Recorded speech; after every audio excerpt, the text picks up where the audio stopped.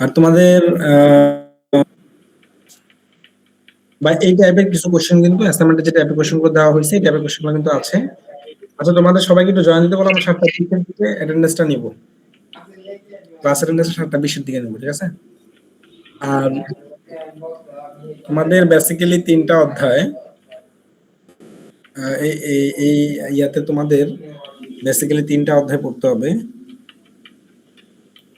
একটা হলো তোমার ইন্টেলেকচুয়াল প্রপার্টি রাইটস, তারপর হলো এরগোনমিক্স এন্ড ডিজিটাল ডিভাইড,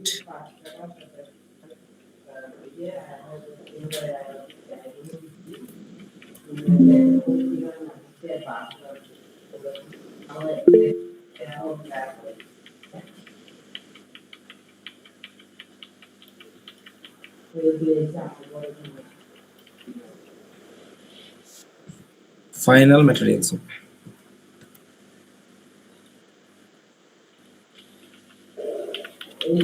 আচ্ছা, তোমাদেরকে আমরা কিন্তু একটা অধ্যায় বাদ দিছি, ঠিক আছে? তোমাদের একটা অধ্যায় বাদ দেওয়া হয়েছে। আর তোমাদের বেসিক্যালি আমি একটু স্ক্রিনটা শেয়ার দেই, তোমরা ইয়ে করো, সবাই একটু মিউট করো, তোমাদের মনে হয় দুই একজন একটা আনমিউট আছে।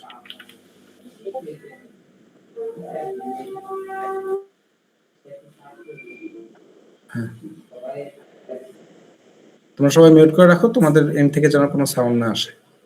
কোনো কোশ্চেন থাকলে সেটা জিজ্ঞাসা করবো। ওকে, দেখো তোমার স্ক্রিনটা দেখা যাচ্ছে কিনা, আগে বলুন। জি স্যার। আচ্ছা ওকে, আমাদের বেশি সময় লাগবে না, আজকে সর্বোচ্চ 15-20 মিনিট সময় লাগবে। তো প্রথমত আমি তোমাদের একটু অ্যাসাইনমেন্টটা ডিক্লেয়ার করি। অ্যাসাইনমেন্টে তোমাদের অলরেডি আমি ডিটেইলস দিয়ে দিছি, কোশ্চেন যে ফরম্যাটে ছিল ওই ফরম্যাটের উপরে কিন্তু অ্যাসাইনমেন্টটা আমি দিয়ে দিছি জাস্ট।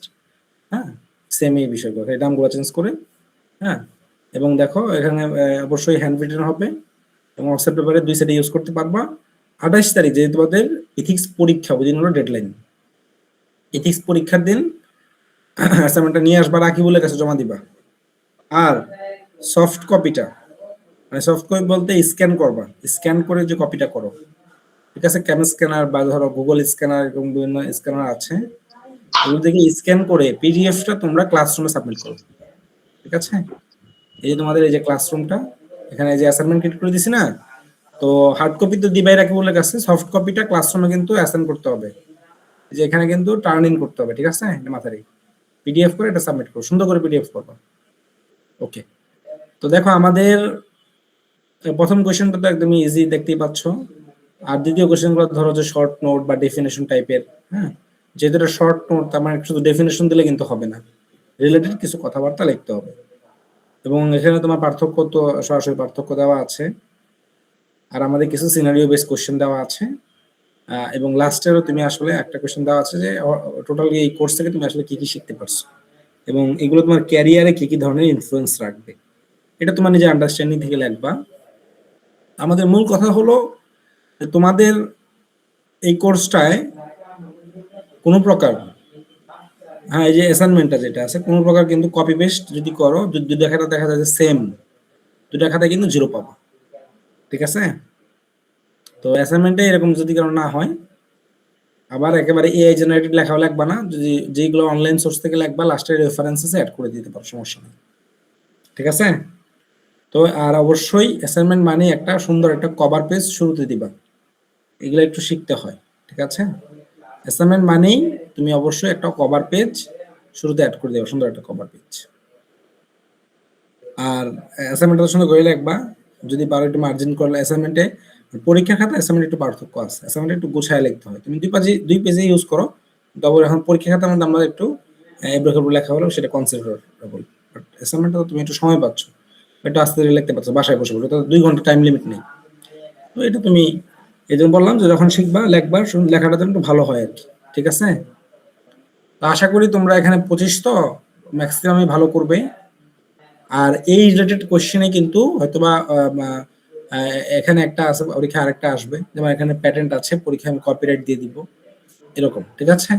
ট্রেডমার্ক, কপিরাইট, বিভিন্ন ধরনের টার্ম আছে, ওইগুলো কোন ধরনের এক্সাম্পল গুলো কপিরাইটের অন্তর্ভুক্ত এটা ডিসক্রাইব করে, এরকম কোশ্চেন থাকতে পারে। এখানে প্যাটেন্টেবিলিটি বলছে। আমাদের আমাদের টোটালি 3টা অধ্যায় আসলে বেসিক্যালি আছে। এই দেখো IP intellectual property for students, এই স্লাইডটার মধ্যে তুমি যে যাও তাহলে দেখবে ইন্টেলেকচুয়াল প্রপার্টি রাইটস। হ্যাঁ, এটা এই অধ্যায়টা আমরা সিটিতে দিয়েছিলাম, এই অধ্যায়টা সম্পর্কে তোমরা ভালো করে জানো বিস্তারিত। রিসার্চ এথিক্স একটা অধ্যায় আছে, এবং আরেকটা হলো তোমার work place monitoring, work place ethics and digital divide. তো তোমরা রাকিবুল জি স্যার।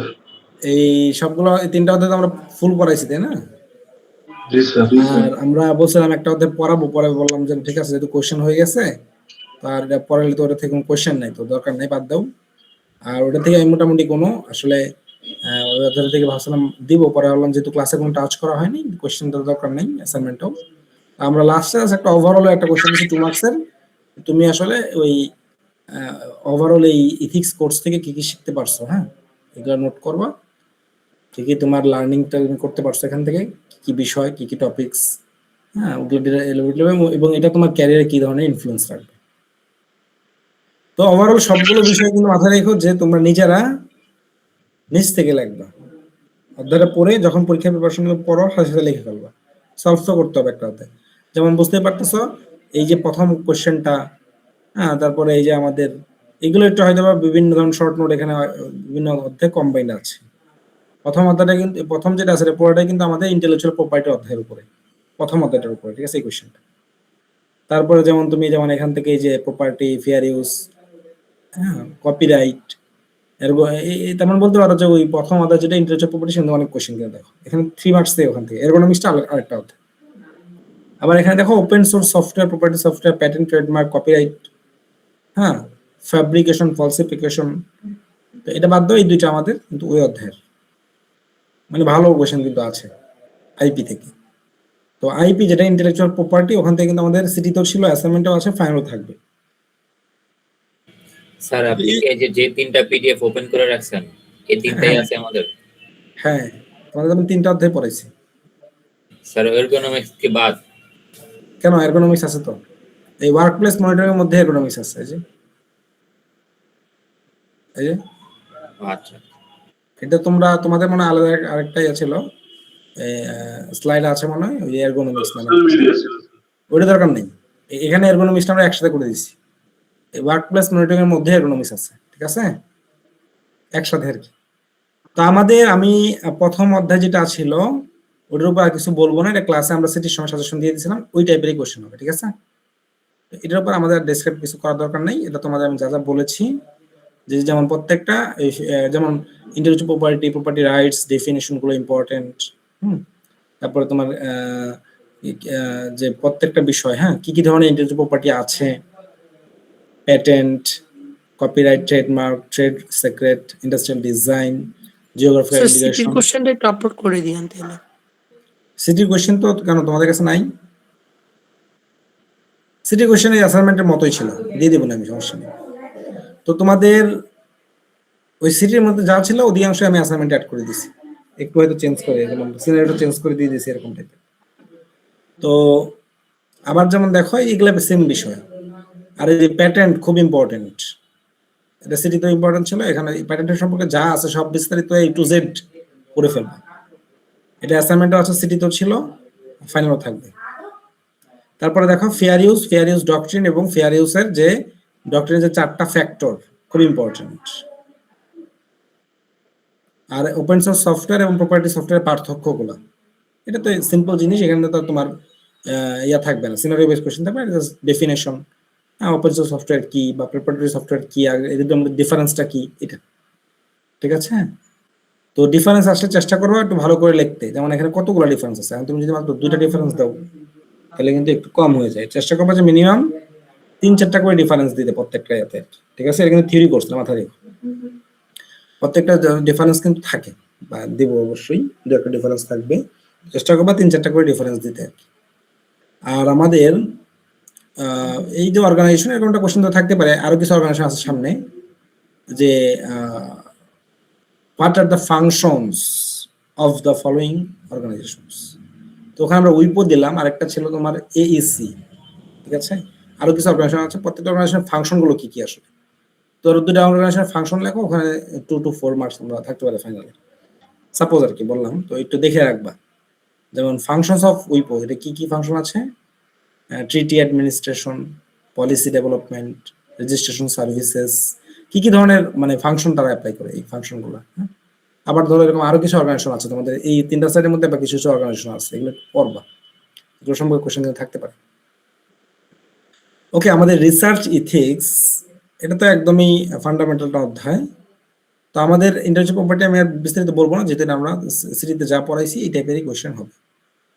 আর আমাদের রিসার্চ ইথিক্স এই স্লাইডটা থেকে দেখো প্লাজারিজমটা ইম্পর্টেন্ট আছে। ইথিক্স কি, এটা তোমার সিম্পল বিষয়, এটা বানায় লিখতে পারবো তুমি। এগুলা আসলে ডেফিনেশন যদি আসে লিখে দিবা, একটু পড়ে যাবো। প্লাজারিজমটা কি, টাইপস অফ প্লাজারিজম, ইন্টেনশনাল আনইন্টেনশনাল প্লাজারিজম, ঠিক আছে। তারপরে তোমার এই যে কনফ্লিক্ট অফ ইন্টারেস্ট, হ্যাঁ, এগুলো কি আসলে কি বিষয় আসলে, কি কি স্ট্র্যাটেজি আছে ম্যানেজ কনফ্লিক্ট অফ ইন্টারেস্টটা ম্যানেজ করার ক্ষেত্রে। তোমাকে ধরো যে কোশ্চেন আসলো define conflict of interest and write down the strategies to manage conflict of interest. তারপরে তোমার ইনফর্ম কনসেন্ট, নিয়েছেন? হ্যাঁ প্রেজেন্ট নেই, একটু পরে নিব। দেখো ইনফর্ম কনসেন্ট এটা কি, ইনফর্ম কনসেন্ট আমরা কেন নেওয়া হয়, এই বিষয়গুলো, এগুলো দেখো তুমি যদি একটু পড়ো, এগুলো পয়েন্ট মানে এরকম না যে তোমার এখানে ফিক্সড পয়েন্ট লিখতে হবে, যেটা বানায় লিখতে পারবো, ঠিক আছে। তো এগুলো একটু নিজেরা পড়বা। আবার দেখো, এই যে বললাম যে কিছু অর্গানাইজেশন, এই যে এখানে আরেকটা অর্গানাইজেশন দেখো আইআরবি বা আরইসি, তো পরীক্ষায় বলছে আমরা যে রোল বা ফাংশন, এই যে উইপোর ফাংশন হলো এইগুলো। তারপরে তোমার আরইসি বা আইআরবি এদের ফাংশনে যে লেখা আছে যে ফাংশন, রোল এন্ড ফাংশনস, তো একই কথা। তো তোমার এরকমটা কোশ্চেন থাকতে পারে যে নিচের অর্গানাইজেশন গুলো বা ইনস্টিটিউট গুলো ফাংশন গুলো লেখো।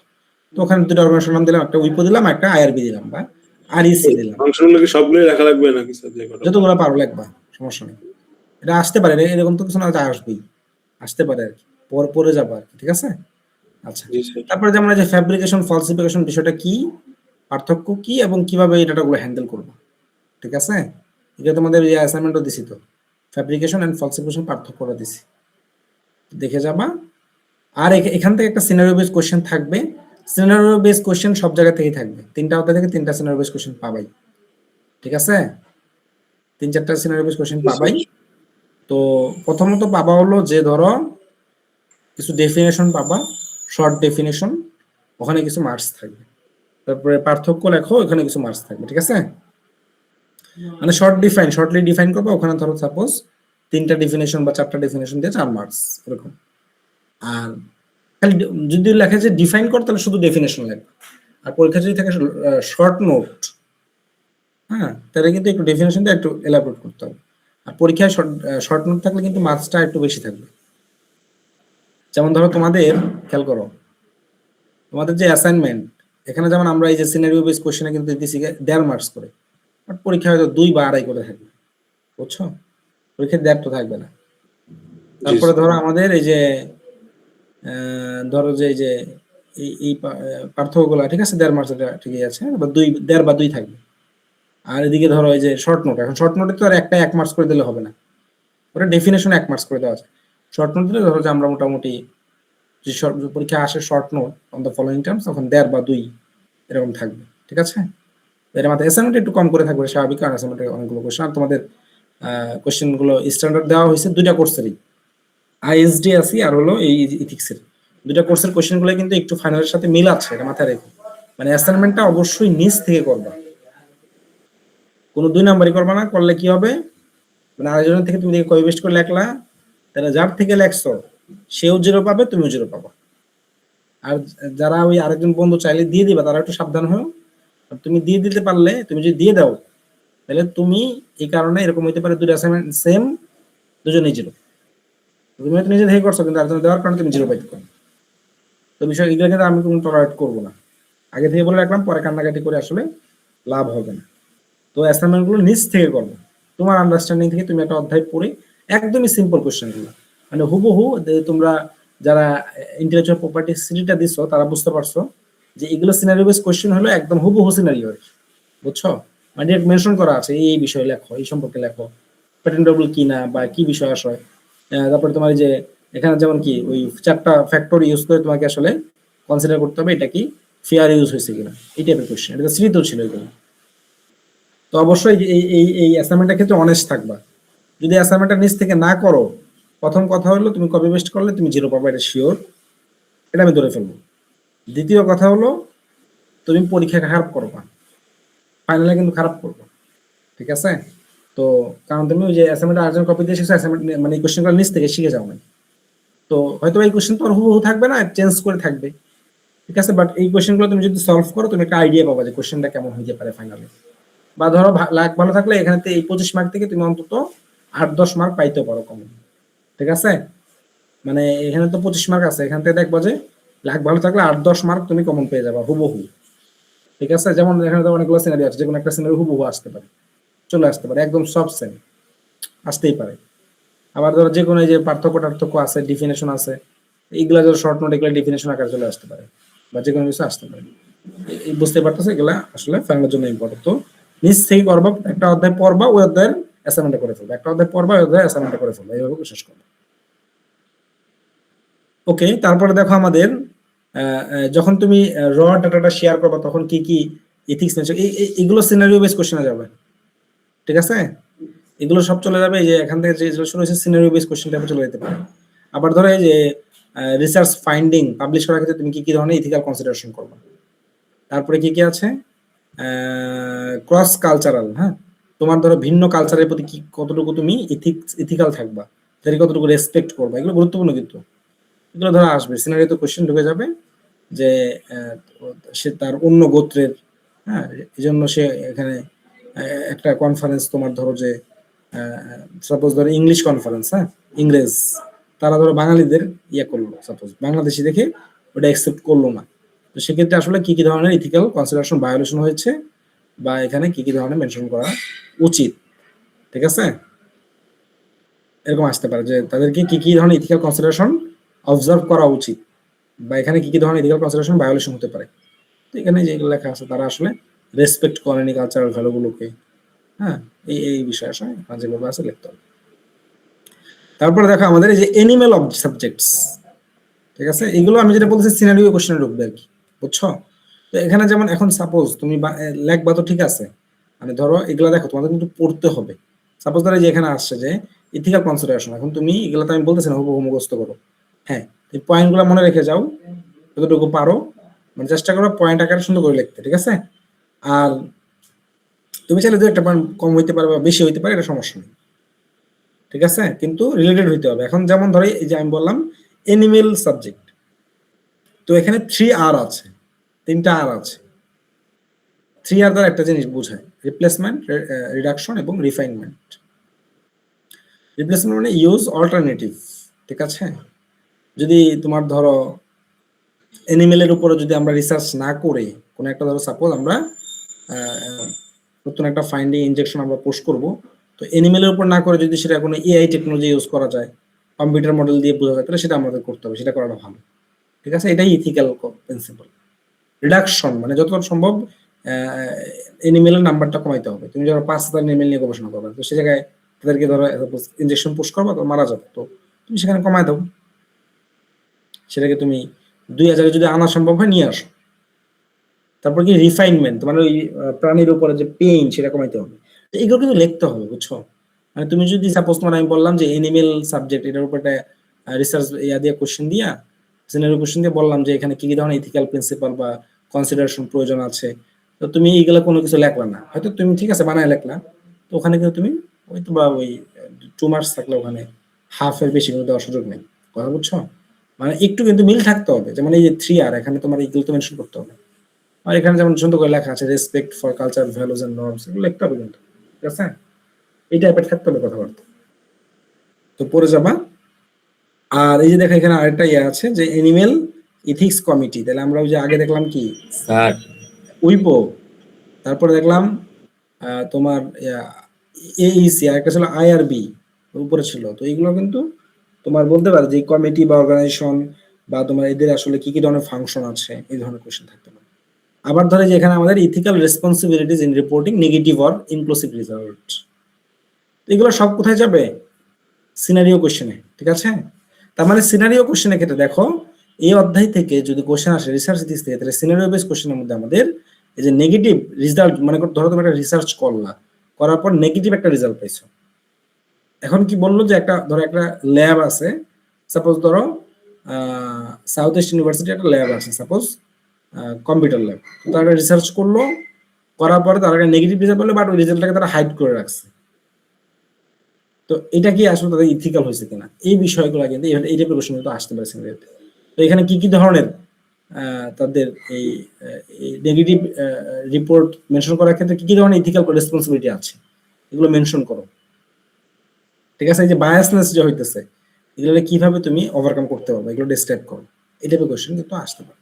তার মানে সিনারিও বেস কোশ্চেনে যে নেগেটিভ রিপোর্টিং, তারপরে এনিমেল সাবজেক্টস, হ্যাঁ, তারপরে তোমার ক্রস কালচারের প্রতি যে তোমার সম্মানটা তুমি দিবা সেটা, এবং তোমার এগুলো সহজ ফাইন্ডিং রিসার্চ, এগুলো তো ইজি বিষয়, এগুলো লাগবে না। র ডাটা শেয়ারিং মেইনলি কিন্তু দেখতেই পেতেছো, এখানে কিন্তু মেইন বোঝা যাচ্ছে যে এনিমেল সাবজেক্টটা important, cross cultural animal subject, এবং রিপোর্টিং নেগেটিভ আর ইনক্লুসিভ রেজাল্ট, মানে এই টপিকসগুলো থেকে আসলে সিনারিও কোশ্চেন আসার পসিবিলিটিটা বেশি। আচ্ছা ওকে, আর উপরে যে টপিকসগুলো আছে যে উপরের, এগুলো থেকে আসলে বেসিক্যালি তোমাদের ধরো যে ডেফিনেশন, পার্থক্য, হ্যাঁ, শর্ট ডেফিনেশন, শর্ট নোট, এরকম টাইপের কোশ্চেন থাকতে পারে। ঠিক আছে, আর নিচের যে 3-4টা টপিকস আছে ওগুলো থেকে সিনারিও কোশ্চেন চলে যাবে। তো তোমাদের একজন মনে হয় একটু মাঝখানে কিছু বলছিল, বলো। স্যার অ্যাটেন্ডেন্সটা, হ্যাঁ, অ্যাটেন্ডেন্স আমরা নিয়ে নেব। ওকে, তাহলে দেখো আমাদের workplace ethics and digital divide. তো ওয়ার্কপ্লেস, এটা একদম ইজি একটা অধ্যায়, এটা খুবই ইজি অধ্যায়। আমরা যখন পড়াইছিলাম অধ্যায়টা, আমরা জাস্ট বসে বসে রিডিং করছিলাম, মনে আছে তো তোমাদের? মানে এখানে আসলে বোঝানো কিছু নাই, তুমি অধ্যায়টা পড়লে যে ওয়ার্কপ্লেস ইথিক্স, মানে দেখবা যে তুমি একটা অর্গানাইজেশনে ঢুকলে তোমাকে কিছু মনিটরিং করা হয়। এখন ধরো সাপোজ তুমি একটা অর্গানাইজেশনে ঢুকলা, এখন ওখানে ধরো তোমাকে মনিটর করতেছে একজন পিয়নকে দিয়ে, ঠিক আছে, অথবা সাপোজ একটা ওয়ার্ড বয়কে দিয়ে তোমাকে মনিটর করছে। তো এটা কিন্তু একটা ব্যাড হ্যাবিট, ঠিক আছে। এই ধরনের কিছু ইথিক্যাল বিষয় আছে। আবার ধরো তুমি আমরা সার্ভে সিসি ক্যামেরা লাগাই অনেক সময়, তো ওটা কোন জায়গায় লাগানো যাবে বা কি বিষয় আসে, এগুলো সম্পর্কে অনেক বিস্তারিত এখানে লেখা আছে, এগুলো পড়বা। ভিডিও মনিটরিং, এবং তোমার আমরা একটা কোশ্চেন আছে যে এটা কি ইথিক্যাল কিনা ভিডিও মনিটরিংটা। তো অবশ্যই ইথিক্যাল, তবে কিছু বিষয় আছে। কি কি বিষয় আছে, যে তোমার অবশ্যই রিটেন পলিসি থাকতে হবে, ইনফর্ম এমপ্লয়িজদের ইনফর্ম করতে হবে, uphold ethical standard, ethical standard গুলো আসলে এখানে তোমার ধরে রাখতে হবে। হ্যাঁ, ইথিক্যালি কোনো ভায়োলেশন এখানে করা যাবে না। হ্যাঁ, ইনকারেজ পার্টিসিপেশন, মানে এনকারেজ করতে হবে যে তোমার একটা ধরো যে তুমি মনিটরিং করতে, তোমাকে এমপ্লয়ীদের এনকারেজ করতে হবে, তাদেরকে ডিমোটিভেটেড করা যাবে না। এই ধরনের কিছু বিষয় কিন্তু ইম্পর্টেন্ট। ওকে, হ্যাঁ বলো, রাখি বলুন। বললাম স্যার এগুলো তো বানান লেখাও তো যাবে। হ্যাঁ, বানায় রাখা যাবে, তবে ওই যে বেসমেন্টটা তোমার থাকতে হবে কিন্তু, বুঝছো? মানে তুমি যদি না পড়ো, একেবারে যদি গোড়া থেকে বানায় লেখো, তাহলে কিন্তু হবে না। ঠিক আছে, মানে এই বেসমেন্টের জন্য তোমার অন্তত কি অধ্যায়টা পড়তে হবে। 3টা অধ্যায়, তো 3টা অধ্যায়ের মধ্যে আমি বলি শর্ট করে দিচ্ছি, এটা একটা সিটি নিছি, এটা পুরোটা পড়ে আসছে তোমাদের, আগে 2টা অধ্যায় শুধু পড়বো। ঠিক আছে, আর ওটা একটু রিভিশন দিবা আর কি। প্রথম কথা সিটিতে যারা দিছো তারা তো পড়েই ফেলছো, বাকি 2টা অধ্যায় রিভিশন দিবা। 2টা অধ্যায় পড়বা, প্রথম অধ্যায় রিভিশন দিবা। তারপরে দেখো আমাদের এই এরগোনমিক্স, তার মানে ওই উপরের ওটা থেকে ধরো একটা সিনারিও কোশ্চেন থাকতে পারে, বা শর্ট ডেফিনেশন, বা ধরো থাকতে পারে যে এমপ্লয়ি মনিটরিং কি ইথিক্যাল কিনা এবং কিভাবে ইথিক্যাল, ডেসক্রাইব করো সেটা। তো সেখানে স্টেপগুলো দিয়ে কিন্তু লিখতে হবে। ওকে, আচ্ছা, এরপরে দেখো আমাদের এরগোনমিক্স, এবং এরগোনমিক্সের বেনিফিট কি কি, এরগোনমিক্স বলতে কি বুঝো, বেনিফিট কি কি, এবং এটা কিভাবে তুমি ইমপ্লিমেন্ট করবে। মনে করো তুমি একটা জায়গার বস, তুমি সেখানে কিভাবে এরগোনমিক্সটা ইমপ্লিমেন্ট করবে, তো এগুলো কোশ্চেন আসতে পারে। এরপর ডিজিটাল ডিভাইড, ডিজিটাল ডিভাইডটা কি, হ্যাঁ, কি কি ধরনের ফ্যাক্টর আছে, কি কি ধরনের ফ্যাক্টর ডিজিটাল ডিভাইডকে ইনফ্লুয়েন্স করে, সেই ফ্যাক্টরগুলো। ঠিক আছে, আর তোমার এই টাইপস অফ, এটা তো একদম ইজি, নামগুলো একটু মনে রাখো। অ্যাসাইনমেন্ট একটা কোশ্চেন আছে মানে যে স্কিল আর হলো তোমার ইউজেস এর মধ্যে পার্থক্যটা কি, বা সরি এক্সেস আর ইউজেস মনে হয় দিছে, এটা দেখো। ডিজিটাল ডিভাইডের রেজাল্টটা কি, তুমি ডিজিটাল ডিভাইডের ফলে কি কি ধরনের পরিবর্তন আসবে, হ্যাঁ। তারপর কিছু স্ট্র্যাটেজি আছে, এগুলো দেখে রাখো। তো এই হলো আমাদের ওভারঅল বিষয়। তার মানে তুমি বুঝতেই পারতেছো যে ডিজিটাল ডিভাইড মানে এরগোনমিক্স, এখানে এই অধ্যায় থেকে মোরওভার 3 টাইপের কোশ্চেন ধরো। একটা হলো ওই যে মনিটরিং, ঠিক আছে, মনিটরিং করা সেই বিষয়টা কি ইথিক্যাল কিনা। তারপর এরগোনমিক্স, এবং এরগোনমিক্স ইম্পর্টেন্ট, সেগুলো কিভাবে তুমি ইমপ্লিমেন্ট করবা, সেগুলো বেনিফিট ডিসঅ্যাডভান্টেজ। তারপর ডিজিটাল ডিভাইড আসলে সেটার ফ্যাক্টরগুলো কি কি, কি কি ধরনের টাইপস আছে, কি কি স্ট্র্যাটেজি আছে, এই বিষয়গুলো। তো এই ধরনের কোশ্চেনগুলি থাকবে। তো 3টা অধ্যায় আছে, আর শর্ট করার কিছু নাই। 3টা অধ্যায় ভালো করে করবো। 3টা অধ্যায় কোশ্চেন দিলে আসলে সব কিছু দিয়ে কোশ্চেন চলে আসে, বুঝছো, বাদ দেওয়ার কিছু নেই। যেটা পড়বা সেটাই পরীক্ষা কমন পাবা। তো কত একটা অধ্যায় তোমার 7 পেজ 9 পেজ, এটা 9 পেজ, এটা কত 7 পেজ 16 পেজ 16 পেজ, আর এটা কত 8 পেজ, মানে 24 পেজের একটা নোট ধরো তোমাদের পড়তে হবে আর কি পরীক্ষার জন্য। তো ঠিক আছে, আমাদের এই হলো এই পর্যন্ত বিষয় ছিল। তোমাদের কোনো কোশ্চেন আছে কিনা অ্যাসাইনমেন্ট বা ফাইনাল এক্সাম বিষয়ে, বা ওভারঅল এই কোর্সের উপর তোমাদের কোনো কোশ্চেন আছে কিনা?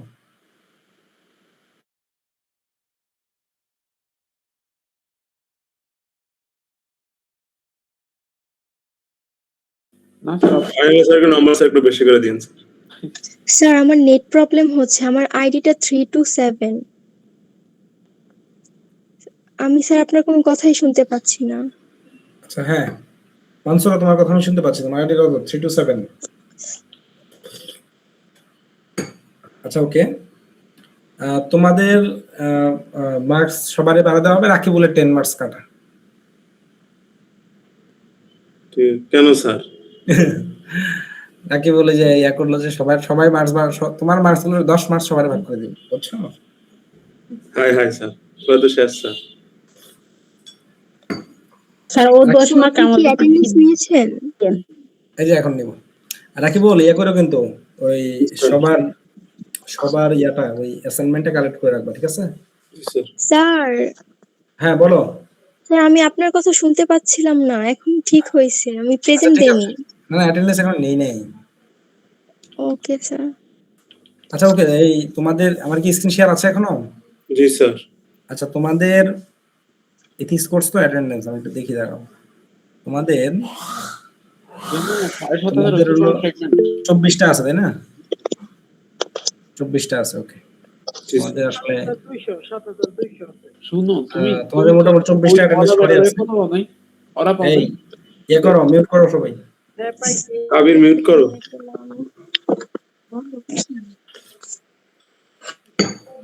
আচ্ছা, ওকে। তোমাদের অ্যাটেন্ডেন্সটা একটু ডাকি, যেটা অ্যাটেন্ডেন্স আছে এটা। Nusrat Jahan Liza, present sir.